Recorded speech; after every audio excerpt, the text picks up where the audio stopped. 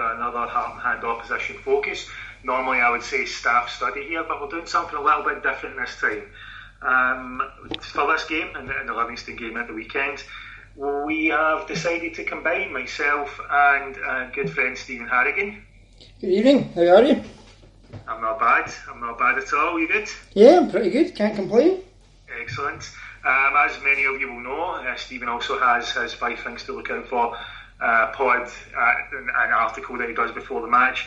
And what we've decided to do is, what we've found is that we throw a lot of info at you, we throw a lot of stats and a lot of discussion, and it's maybe not quite as focused as it could be. So we're going to combine these two, see how this goes. It's a little bit of an experiment, and hopefully we'll be able to give you something that's a bit more focused, something that ultimately we would like you to be a huge part of as well. Stephen comes up with his 5 things to look out for, but what I'd like to be able to do is get some questions or anything that you guys are curious about as the listeners before a game, and we can discuss and look into that, because ultimately I think that's the way that football discussion should be. You answer the fans, not try and shape the fans' opinions, if you get my meaning. So as I said, Stephen's joining me here, and obviously for this game it is Livingston. Just before we get started, Stephen, because one of the reasons why I do the staff study is to try and manage expectations to some extent. It's about giving people an idea of what their opposition are actually like, rather than the sort of standard thing that you see quite often when they're facing anyone. It will be, this should be 4 or 5-0. I like to kind of look at it a bit deeper and see if that's, a valid point. Livingston this weekend, what are you expecting? Livingston for me are a side I've kind of been sussed out, to be quite honest. I think they very much rode on the crest of a wave of being promoted. Of course, they were promoted under David Hopkin. He left, or was leaving for different jobs. Kenny Miller came in, that didn't work out, so they're now on their third manager, and the bubble seems to have burst a wee bit. Everybody knows what they are. They play in a very tight pitch at Hammondvale. If you look at the goal kicks, they go from one end to another. They're a set piece team, and I think they've kind of been sussed out a wee bit, and I think you're going to start now to see Livingston take that wee dip. They've probably got enough points that they'll stay up. They'll probably do just enough, I would say, this season to stay up, but I think you're now going to start to see them really kind of dip off, and that's where I'm at with them. So in that respect then, you're expecting a pretty comfortable match? Yeah, I would think. I don't think a big park suits Livingston. I think, see if it was, for instance, a game we played at the Tony Macaroni Arena, or Arminville, whatever it's called, it suited Livingston. We kind of, Livingston narrow the park. It must be the smallest park in the league. And I think once they come to a big park at Ibrox, they will be organised, don't get me wrong. They'll sit in deep and they'll play probably one up front and try and frustrate us. But, they try and... They celebrate corners and long throws. I think that tells you everything you need to know about what kind of team they are. That's what I expect from Livingston. But I think teams are really... They're a bit like Motherwell in the sense, once you start to find them out, a lot of teams didn't know what they were about. And once you've played them once and once you've seen what they've got, you can say, right, okay, that's what we need to do. Yeah, okay, that's fair enough. Obviously, you've kind of touched on some of the things that you wanted to talk about there anyway, and I've kind of had a bit of a deeper look. I don't mean that offensively, you get my meaning, just a bit of statistics. As you mentioned, they're kind of dipping down the league a little bit now, sitting 7th in the league this season so far. 5 wins, 4 draws, 3 defeats on 19 points. They've scored 12 goals and conceded only 7. They've got the second best defensive record in the league. The last 5 matches have been 2 defeats, 2 draws and 1 win. Now, you talked about the bubble slightly busting up and being sussed. That doesn't seem like a very good record, obviously, in the last 5 games. But it is worth pointing out that one of their defeats was to St Johnstone. And St Johnstone seem to be the form team in the league at the moment. And their draws have been away to Motherwell, and then obviously the last game there at home to Celtic. Their win was a 4-0 thumping of Dundee, which everybody was doing at one point, I think, and they lost to Hamilton away from home recently as well. So they're in a bit of mixed form in the last 5 games, and they are, as you say, dropping into the bottom 6 where you'd expect them to be. In terms of the team that they're going to play, and we'll talk about Rangers towards the end of this, but looking at Livingston, they're pretty predictable. Liam Kelly in goals, who has having a great season, I think it's fair to say, and the back three of Lithgow, Halkett and Gallagher. Lawless plays on the right. They've got Burns on the left.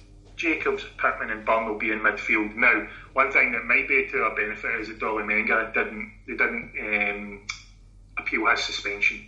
Yep. He got offered the 2 games. He's out. He's definitely out. And Lee Miller hasn't been involved recently, suggesting he's injured. Whether or not that's going to be the case, if he'll come back in at the weekend, I don't know. But they've now got a problem for that role up front. And at the start of the season, they were using both of them. Then when Miller's been out, they've brought in another midfielder in Lawson and went almost 5-4-1. And now that Menga's out as well, if Miller's also missing, Ryan Hardy, even if he was fit, and he's not been for most of the season, wouldn't have been eligible anyway. So I think all they've got is an 18-year-old striker that can come in, and that's going to hurt them a little bit in terms of being able to get up the park.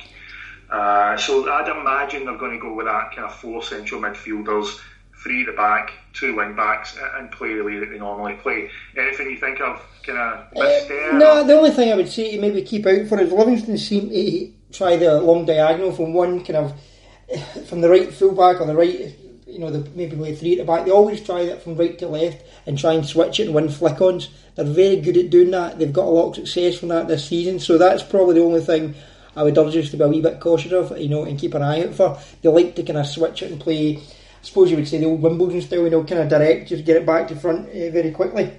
Yeah, and as I say, if they've not got the kind of physical presence up front that they would normally have, they might, not get quite as much joy out of that. Now, let's go into some of the things, and before this started, listeners, that Stephen sent me what would have been his 5 things to look out for. And we'll just kind of start from where you wanted to start, Stephen. And I think the first one you gave us was, did the international break do us good this time? What was your kind of thinking there? Do you think it has? Well, did we hit form at the wrong time? I don't think there's ever a wrong time to pump Motherwell and send out a message. Or was it just one of these things, the rest was good for us? It lets the manager and his coaching staff really, have a chance to work on the training ground. There's always positives and negatives to take. Ryan Kent's probably a wee bit closer to first team action. I don't think you'll see him on Saturday. Barisic might be involved off the bench, but I think it might be a game too soon for him as well. But it's just, we speak about momentum, and after that game with Motherwell, it's one of them, after a defeat you want a game quickly, and after a win you want a game 3 days later, so to keep up that wee bit of momentum, isn't it? Usually, yeah. And I had a quick look, just obviously because there's been a few breaks this season. The nature of how the qualifying now goes has changed all that. And after our break in September, obviously the defeat to Celtic, and then we had a run of 7 games after that. We were 5 wins, 1 draw and 1 defeat. And those games included away to Villarreal. We had Hearts at home when they were at their best. Essentially this season they were in very, very good form. We had Rapid Vienna in there. So we had some difficult fixtures. Then that break came in September, and after the break in October, 7 games. Again, it's been 3 wins, 2 draws and 2 defeats. And that's quite a marked difference between the break in September and break in October. And at the time when the break in September came, obviously we'd just beat Rapid Vienna and Hearts in quick succession. After the defeat to Livingston, we went and had 2 really good performances. And then, even though the results, the defeat to Aberdeen, and has in many ways, the defeat to Aberdeen coming just after the draw to Spartak Moscow seemed to colour people's perception of where we were. I don't think, we may differ on this, I don't think the defeat against Aberdeen was one that was horrendous. That was a game where we didn't do enough, but Aberdeen certainly didn't deserve to beat us either, in my opinion. So you looked at that, and then the Spartak game at home, which was one that, you're a deflection away from winning that game, essentially. It was one of those nights, wasn't it? I feel as though our form wasn't hugely different, but just that little bit of luck wasn't quite there. Am I being too nice? Am I being a bit naive? I think every great season is littered with good luck. If you take any season, you have to have your share of luck. But with the Aberdeen game, for me, was the most frustrating thing, because we brought Sadiq out of nowhere to play as a striker. It was almost as if we need to play a striker, It's always if the manager, overthought things. We'd seen Kent play the week before at Hamilton, play through the middle, and you thought that's the way to get Aberdeen, because they're very immobile as a back four. Get in between the full-backs, get in between the centre-halves, and get, and amongst them, playing quick 1-2s. I felt the Aberdeen game was frustrating for me. The Spartak Moscow game, not so much, because I thought they were a good side. They impressed me at Ibrox because they came over here for a draw. They sat in, they were happy to take what we gave them and suck up a wee bit. And yeah, we're a wee bit of deflection away, but I really did feel, especially in the second leg against Spartak Moscow, they were good going forward. They maybe weren't the best defensively, but when they had to at Ibrox, they defended. And I don't think it's a point against the Russian team at home who played in the Champions League a year previously. Considering where we've been, it's never a poor result. So I'm not going to go too much on that. The Aberdeen one, it's not a great Aberdeen side, that's the only thing I would say. And the manner in which we lost the goal, from the corner, I think it's Goldson that starts, it's probably his zone, and McGregor starts to come a wee bit, we get caught in two minds. That's a wee bit of a frustration how we lost the goal, rather than, we never really get going that day. It was a terrible game. If you put that game back on to watch, you're never going to watch it and go, that was a great game. It was really end to end and we were unlucky. It was just a shite game. Yeah, Aberdeen were happy to sit and make it difficult, and we just weren't quite our best on the day. It showed, as you say, just made a poor game of football. But I'm not entirely, some people think there was a major dip in form. I mean, you just look at the results, it sort of feels like that. But it was only, a couple of games of a difference, and I don't think we were hugely poor. I just think that we lost that little bit of luck that maybe we had in previous runs, where, as you say, the Aberdeen goal kind of came out of nowhere.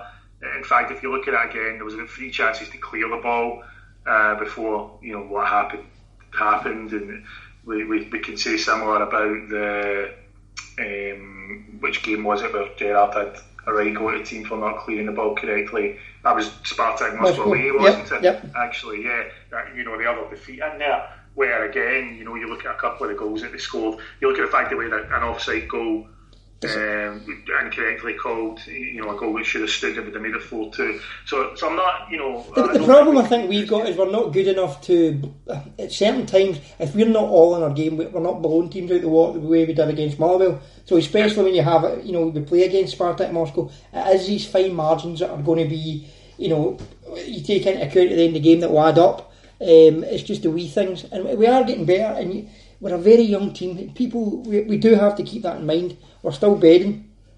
Yeah, it's fair. Yeah, that's what I think is the biggest thing that we keep forgetting. I don't know if we've ever really had quite as young a squad overall. Such a lack of reliance on experience, and then some of the experienced players. If Graham Dorrans, Jamie Murphy weren't injured this season, they would have made a difference in terms of their experience, in terms of their ability in certain matches where we've not had quite on the bench what we've needed because of other injuries. So I think you're right as well. We need to keep that in mind. So just to move on to your second point then. Now you sent this to me and you titled it New Culture. It was New Queller. It must have been the old autocorrect. New Queller and Weir. New Queller and Weir, that's fine. Because it took me, I'm looking at it, I'm like, it took me a bit. But your suggestion here is that we may want to look at Gareth McCauley and Connor Goldson as being the preferred centre-half partnership. And you've kind of obviously looked at Queller and Weir situation there. Do you think that's, obviously you wouldn't say either of them are of the ability of the person you're comparing them to, but you think that's the way we need to look at it now? Yeah, I think so. I think Goldson will play best if he's with somebody who can talk him through the game. Now, what I mean by that, Goldson's still a very young player, and he's shown he's a very capable defender. He had maybe a wee bit of lapse in form, or it's going to happen. He's played a lot of games since coming back from his injury, so the rest might actually worked in his favour. But the same goes for Gareth McCauley. Katic and Worrell have just really played their way out the team. You've seen when McCauley came in the second half against Motherwell. Now, he really did just dominate everything in the air. And see if we can have one dominant centre half and he can talk about it. Especially, he might play left centre half in Saturday. I think we might see Andy Halliday play, and it's just a wee bit of tells him where to be, tells him where positional. The kind of things Davy Weir used to do where he might not be the fastest, Macaulay, but he can certainly, guide a team. He's got the first 5 yards in his head, and then Goldson has, all the athletic ability and everything else just to make it up. It's probably a poor man's comparison, but I think that's probably where we'd look at. I would look to be that as the centre-half pairing going forward, in my opinion.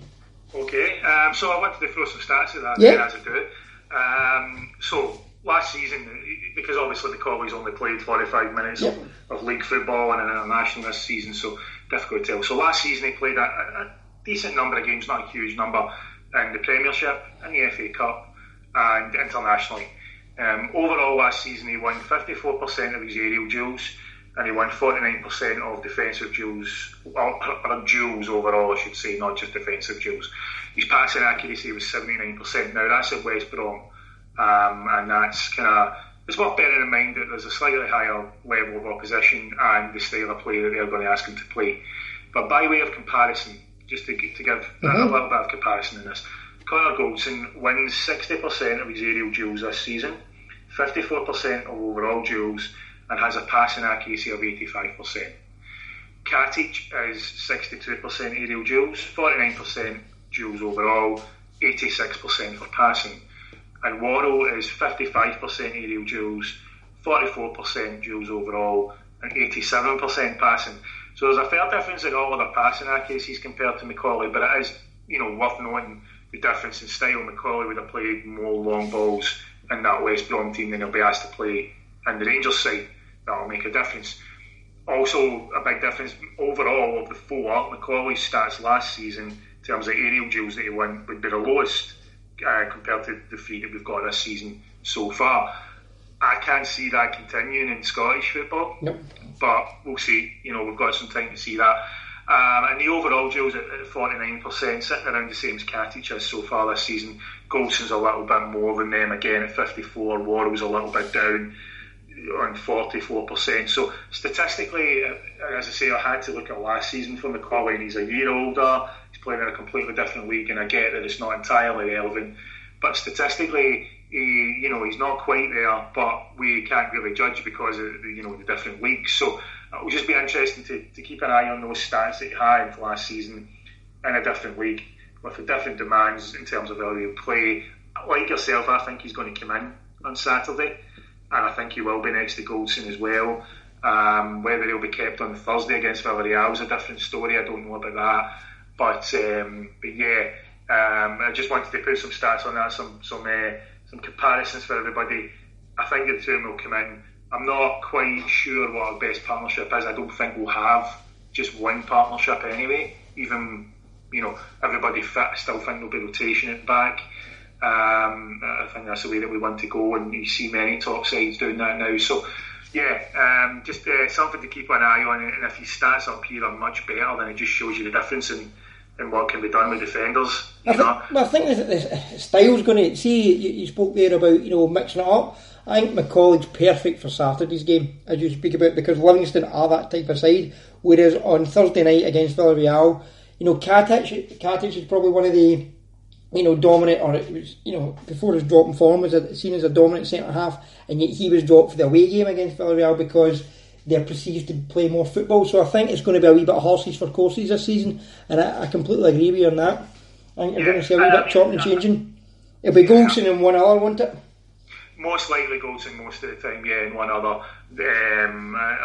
We may have the odd game like we did against Derry in the Cup, for example, where Goldson was fit, but we just went with Katic and Worrell anyway because we were confident enough that they were strong enough for that type of match. We may get the odd game like that, but it'll be curious to see how the defenders do overall, because they are all quite. I think they've all got some really. There's a fair difference between Katic and Worrell for me, and then Goldson again being a bit more. He reads the game a bit differently from those two. But Katic and Worrell both like to go and try and nick the ball off a defender, and we've seen both get into trouble for that. Goldson seems to prefer reading it.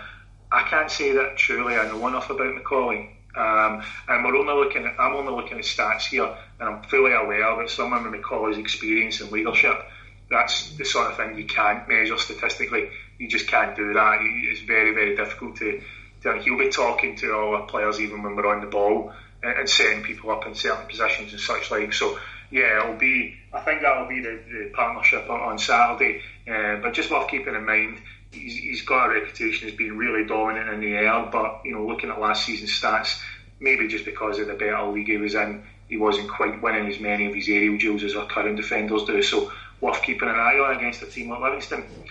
Next up, your question was, your kind of point to look out for, is this a good game to start Kyle Lafferty?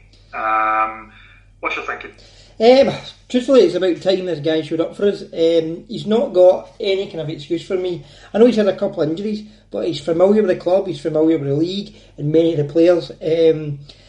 I just don't think he's had one good game at Motherwell so far, and it's just not enough. Now, I don't think he was bought to be an automatic starter, but games like Saturday, especially when we've got a big European game on Thursday, should be perfect for him. We're at home.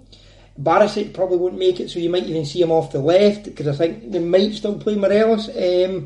But Lafferty frustrates me, because he's a player, he's got everything you want him to have. If you were making a striker, and there's games you've seen him play for Northern Ireland, and even back in the day for us and for Hearts against Celtic and Motherwell, you think he's got absolutely everything. And I actually feel that, see if he'd played away against Spartak Moscow, we would have probably won the game. That's how good his hold-up play can be at times. I just really want him to play, start to kick on, and chap at the bit for a place on Thursday night. That's my thinking behind it. It's a great opportunity. We're at home, and I think, especially with the way Livingston play, he could be needed to defend set pieces as well as attack them. So that was my thinking on that one. There is that, I suppose, yeah.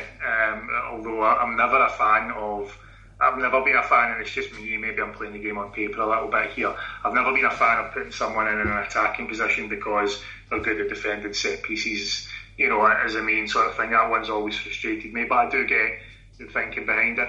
I don't think Lafferty and Morelos on the pitch together works. Yep. I haven't seen any evidence of it. They may prove me wrong in time. I certainly don't think it works when Lafferty's asked to play wide. And he's not scored in his last 6 appearances for club or country. He's not started a match since the way back against Villarreal. His last goal was the game after Villarreal, when we thumped St Johnstone at home, when he came off the bench and scored. He's not in the greatest of form, as you say. This decision may be forced, actually, because as we record this, we're recording this on the Wednesday, so we're a little bit early, and hopefully what I say here is completely irrelevant. But the training pictures that Rangers put out for today for everybody coming back from international duty and getting back together and such like, Eros Grezda wasn't involved because he was playing on the Tuesday night, but there was no sign of Alfredo Morelos in the pictures either, and I do wonder if he's either been given a bit more of an extended rest, it could be as simple as that, or if he's picked up something. We've seen him in recent games where he's had the tape and at the groin, and he's often, when he's on the deck or whatever, feeling around about that area as if he's got a little knob that he's playing through. Hopefully, as I say, that's all irrelevant. The press conference will be on the Thursday, and we'll surely clear that up. But a decision may be forced. If Lafferty's going to play, I don't think we can play him and Morelos, and it would be almost like a resting Morelos case. And at the moment, I don't think there's anything Lafferty can do that Morelos can do better. Nothing at all. So I think that if they're both fit and both available, I think Morelos will play, personally. But I take your point, it might be a game, if Morelos is struggling a little bit, it might be a game that Lafferty could come in and kind of rotate that a little bit. Possibly, I don't see that if both are fit. Now, your next point about Livingston, more about Livingston, and it was just a point that you made to say that we know what they are. They're a set piece side. Is that just purely from an attacking sense that you've been looking at that then? Yeah, really. I mean, I say when you look at Livingston, and any time I've seen them play and spoke to other people around Scottish football, they love, they're a wee bit like Stoke in the Premier League back in the day, where it's all about corners and especially throw-ins. I think it's the boy that does really long throws at Wallace that does a really long throw-in. Wallace will do that. Yep. Yeah, and they also and in terms of the set pieces that they get, corners, free kicks, it's always balls whipped in. Yep. They never play out swingers, it's always in swingers as well. The thing is, at the game at Tony Macaroni, we never played complementary football, and what I mean by that is you're going to get days where you have to play, the defence is going to have to play well, or the attack is going to have to play well, but nobody played well that day. So we weren't complementing each other, and we seem to play just down to their level. It's something we've continuously done this season, and it's the beginning of my biggest frustration for us this season, because we're far better than it. Now, with a big park, I think Livingston will look to try and get us up the park and get corners and get set pieces a wee bit. They're very similar to Motherwell, so we know what's happening here. Now, the opening, when we played them away, they were a wee bit unlucky not to carve us open with a couple of clear-cut chances, but I think their lack of cutting edge showed. And as you say, they're going to be lacking a striker, so they're going to have to resort to throw-ins and long corners to get anything from this game. So I think it's where they're going to be most dangerous, and we must be, most alert and deal with them in that sense. So, in the attacking sense, they are a set-piece side. There's no doubt about that. They've scored 12 goals in the league this season. 9 of them have came from set-piece situations. Only one of that was a direct free kick. The other 8 that I mentioned have all came from, free kicks, throw-ins, corners, and I didn't even include their goal against us, which was a free kick. It was half cleared and then came back in. I've not included that. I put that in as because it's got to go back to open play at some point, right? So I kind of put that as one of the few open play goals, and you could argue that I'm being kind to them there. What I would say is we talk about them as being a set piece side, and this maybe links to your next point as well, but we'll come on to this. One of the things that they do very, very well, when we went there and lost, we played far more crosses in that match than our average and in any other game this season, because they just forced us wide all the time. Yeah. They've only conceded 7 goals, but the expected goals against them this season is 13.5, almost double what they've actually conceded. They average around 10 shots against them per match, and they've got the 4th highest number of defensive duels, 67.4 per 90 minutes. The vast majority, when you look at the players that are all involved in those defensive duels, it's all their central players. They've got Halkett winning 39% of his, Lithgow was winning 34% of his. The league average is only 22%, so it just shows you, how comfortable those defenders are at going and winning defensive duels. And something that most teams are, they'll force you wide. Teams will have, you look at most teams, and most of their defensive duels are in wide positions. They're full-backs, because that's where they want the ball to be. They're happy for the ball to be out there. What Livingston will do is, they'll force you wide, but they won't actually go and close down crosses or anything either. They don't care about that. They'll let you cross the ball because they're so comfortable at defending that.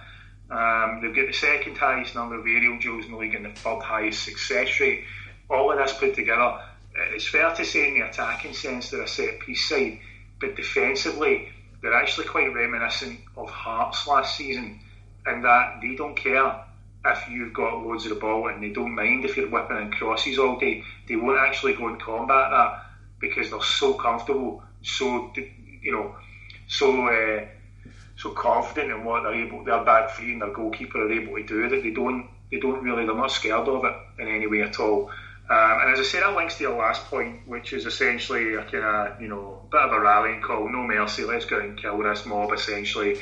Let's remember the kind of aftermath of the game over there, I say over there, in Livingston. And you, as you said earlier, you feel as though they've been kind of sussed out. Yeah.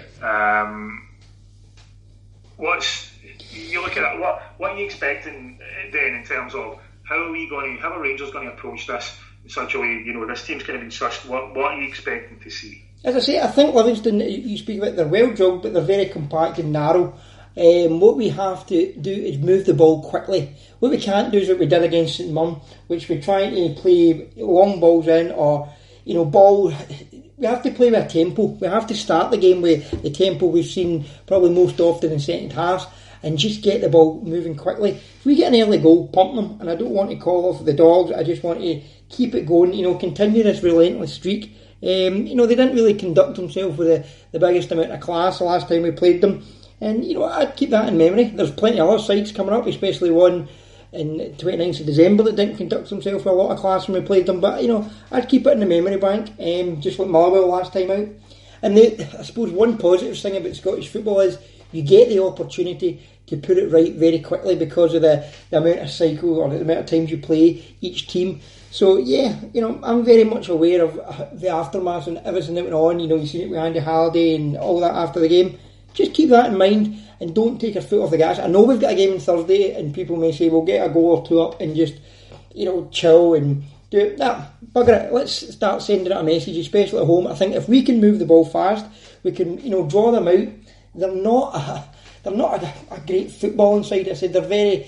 If you put a rope between their back four, they're like that kind of situation where they'll narrow it. You say they'll let us get the crosses in. What we must do is draw them out of position and find the gaps in behind, and that creates space for runners from midfield. It might be one of the days where whoever plays up front is really doing a kind of tiring shift and drawing people out of position and trying to drag defenders into wide areas. I think that's what kind of game it will be on Saturday. But an early goal, I'd like to see us just keep, a foot in the throat and just choke them basically. We've got a great record of early goals this season, especially at Ibrox, so that's something that you'll be home to see. One thing I found quite interesting, Livingston this season, 4 of the games that they've played, they've actually won possession, over the 50% mark. They've never won the game. So you talk about, they're not a great football inside. That to me is quite an interesting thing. When they lost recently against Hamilton and St Johnstone, they basically come up against themselves. They come up against teams who were happy to let them have more of the ball, and they didn't really know what to do with it, and they lost both of those games 1-0. We're not going to do that, obviously, and there's a good chance that we're going to have 60+% possession in this game, and that's where Livingston are probably quite comfortable. They've conceded 7 goals in the league. 3 of those came in the opening day. Since then, they've only conceded 4, 2 at home and 2 away. They don't let in a lot of goals against anybody. It's one of those matches where I think saying they've been sussed. If you'd said to me before the Celtic game the last round of fixtures there that they played, I was very much in the bubbles kind of burst camp. After that draw, I do wonder if those 2 games against Hamilton and St Johnstone were just a blip, or are they indicative of where they're going, and we're going to find that out. My worry is that a lot of people are going to go to this game. It's just after an international break, and it's Livingston, and they just don't let in a lot of goals. Whether that's through design, it's through design the way that they play. It's not luck, it's design. A lot of people are going to go there expecting 3, 4, 5-0, and I hope they're right. But this game, it could very well be a kind of ground out 1-2-0 win. We're looking to. They've just went a number of games without scoring in the league. And even just a lot of averages suggests that they'll probably have a goal in them sometime soon. Doesn't look good for them this coming weekend because the options that they lack up front. But with that sort of team that can just get something out of nowhere through a set piece, as we've spoken about. So that's my only concern, is to say they've been sussed and then people start talking about a burst bubble. I'm not too convinced yet. I just feel as though they've still got possibly enough about them that may mean that they can make it a kind of uncomfortable one for us. And last time, in my opinion, the biggest thing that screwed us wasn't the pitch. It was the fact that we had Vienna and Hearts coming up within the space of the week, and I think our players took their eye off the ball against Livingston last time. I think that they were a bit more worried about injuring themselves for the bigger games coming up and not focused enough on what they were doing there. And I have to hope, now we've got Villarreal and Hearts coming up after it. And I have to hope that this isn't some sort of repetition of that. Let's talk about Rangers a little bit then. Starting team, I think we know McGregor's going to start on goal, so there's no debate there. Fullbacks, Tavernier at right back. Do you expect Halliday to keep his place even if Barisic is available? I do. I expect Barisic maybe for Thursday night and Halliday to keep his place for Saturday. Yeah. Centre halves we spoke about. We expect to see McCauley and Goldson. Yeah, I think you're right this time. I think McCauley will be given the chance to play. He's clearly been knocking the door, and there's been plenty of positive noises about him from Gerrard and Michael Beale, so I think he'll get his chance, and it may be the sort of game that suits him in terms of he's a bit of a siege defender anyway, and that's going to be the type of defending. He's always good to pop up with a goal as well. He is, and we're getting a lot better at the set pieces, especially having left footers on the pitch. Halliday puts a good ball in, Middleton puts a good ball in from a dead ball. It was becoming a bit of a problem when we had a full team of right-footed players, and it wasn't Tavernier was being asked to take him on both sides, and it just wasn't working for him. Midfield three. This is probably where there's a real chance of some rotation. With Thursday in mind. What are you expecting in the three there? I've got a slight feeling, I don't know why, I think you might see Jordan Rossiter come in. Okay. I don't know if we'll play Koulibaly, I don't know if we'll keep him fresh for Thursday, but I certainly think, or Arfield tends to get rested for these type of games because he's so key to press, so I think one of them will be rested, and possibly Jack and obviously Ajayi as the other three. Yeah, so you're looking at Rossiter, Jack, Ajayi would be three, or maybe... Yep. Thinking about that, I've got a funny feeling Rossiter won't start this one. I think he'll be on the bench, and I think it will be Jack, Arfield, Ajayi personally as a three, with Koulibaly coming back in on Thursday. But we'll talk about Thursday closer to the time. And as I say, we're saying this, guys. To anybody listening, we're talking about this on the Wednesday night. We know there's every chance, couple of training sessions in between, and we've not had the press conference yet, so injuries may change this.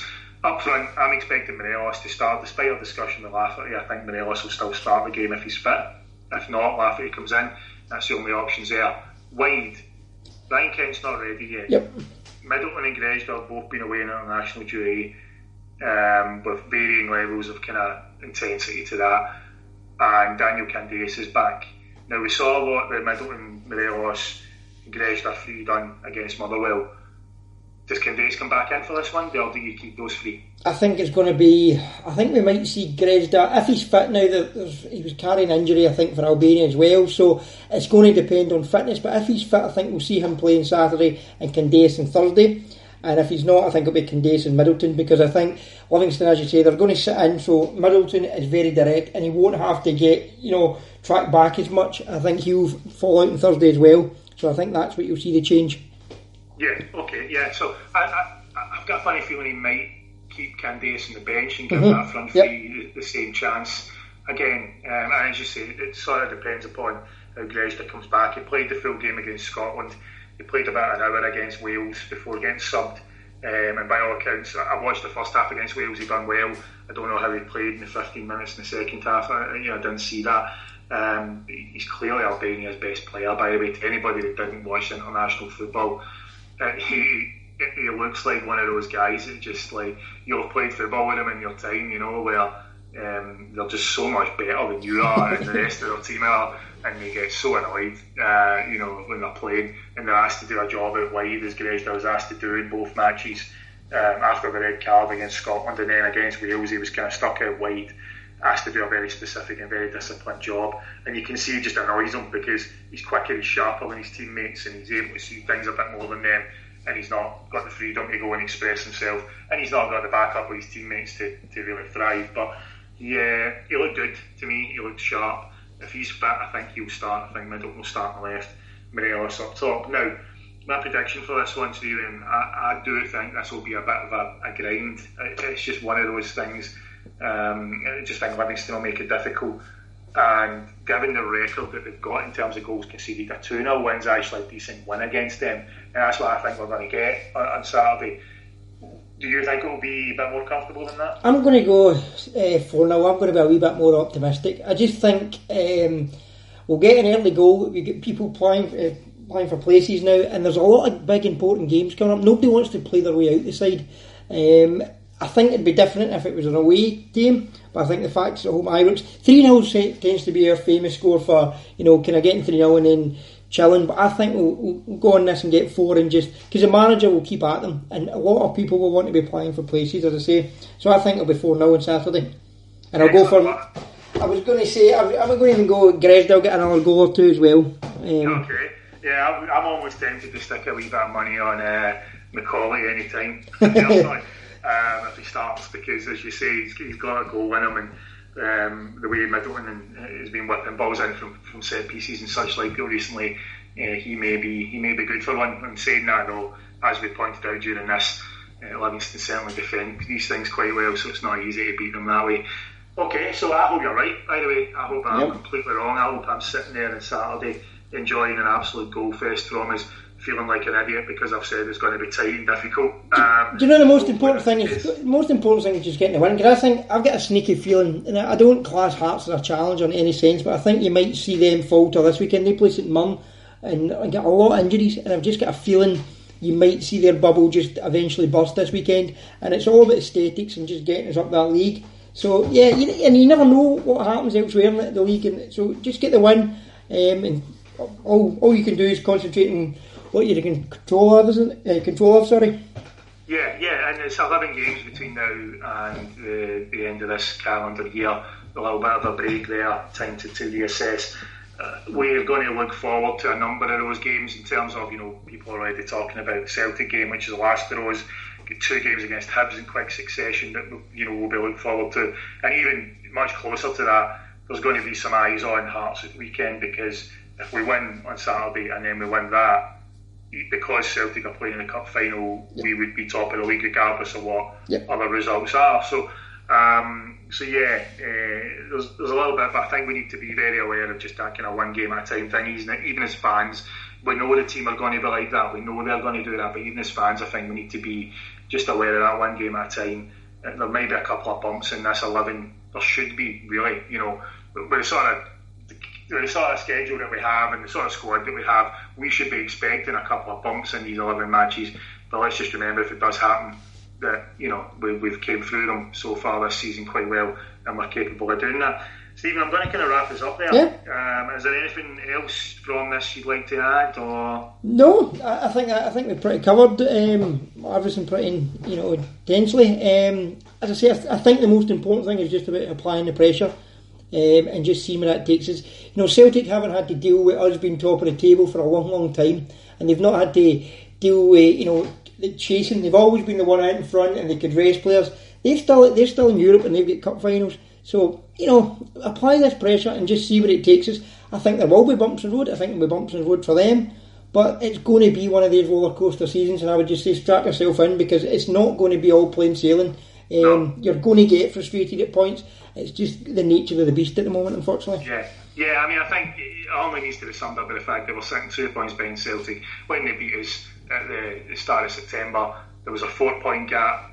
A lot of people would say that our recent form hasn't been great. Some of our results, we've dropped points. So, home at Kelly, we've lost away to Livingston, things like that. And we're still actually caught up with them in points. It sums up what sort of league it is this season. It's not quite the stroll that some people have made it out to be in seasons past. So yeah, as I say, I'll kind of wrap this up, and thank you again, Stephen, for this. And what I'd like to ask listeners to do, if possible, a little bit of feedback in how you felt this went.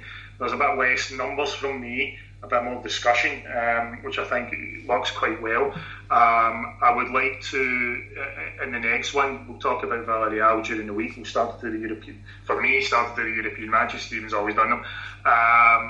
We'll do that during the week, but I would like to get some questions from listeners for us to specifically look into, or even if a listener would like to come on and add a kind of third voice to this, that would be great as well. I think that's something that would be quite a bit of fun to see if someone's opinion from when they start is slightly changed by the end of the show when we present them with the stats and discussion, So again, thank you, Stephen, for joining me on this one. Absolute pleasure, thank you very much.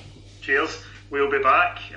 We'll keep this going to see what the feedback is, and we'll be back to talk about Villarreal on Thursday, or whenever we actually get around to doing it. It'll be before the Thursday, obviously, and we'll speak to you all soon. Thank you. Thank you.